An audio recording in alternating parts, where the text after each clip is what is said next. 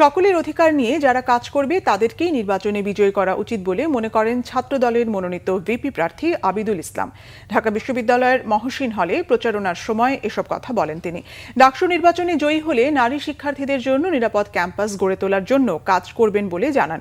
বলেন, নিরাপত্তার প্রয়োজন অনুযায়ী ক্যাম্পাসকে রেড, ইয়েলো এবং গ্রিন জোন হিসেবে ভাগ করে দেওয়া হবে।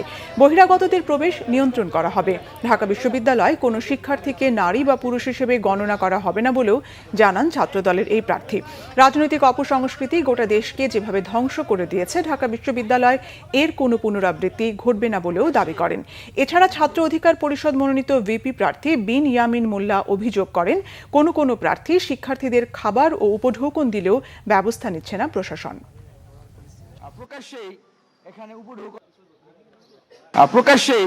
এখানে উপঢৌকন দেওয়া হচ্ছে, বকশিশ দেওয়া হচ্ছে, খাবার খাওয়ানো হচ্ছে, যেগুলো একদমই নির্বাচনী আচরণবিধি লঙ্ঘন। সেই জায়গাটা বলতে চাই যে, এবং বিশ্ববিদ্যালয় প্রশাসনের জায়গা থেকে কাউকে ন্যূনতম তিরস্কার পর্যন্ত করা হয় নাই। ডাকসুর আন্ডারে এমন একটা সুরক্ষা সেল করা হবে যেটা 30 দিনের মধ্যে এই ধরনের কেসগুলোকে নিষ্পত্তি করার জন্য জোরদার করবে এবং সেটা করে ছাড়বে আর কি। তো সুতরাং নারীদের বিষয়টাতে আমরা যথেষ্ট কনসার্ন আছে। আমরা নিরাপদ ক্যাম্পাস বিনির্মাণ করতে চাই। নিরাপদ ক্যাম্পাস বিনির্মাণ তখনই হবে যখন এই পুরো ক্যাম্পাসের প্রতি 4 ইঞ্চি মাটি আমার নারী শিক্ষার্থীর জন্য নিরাপদ হবে।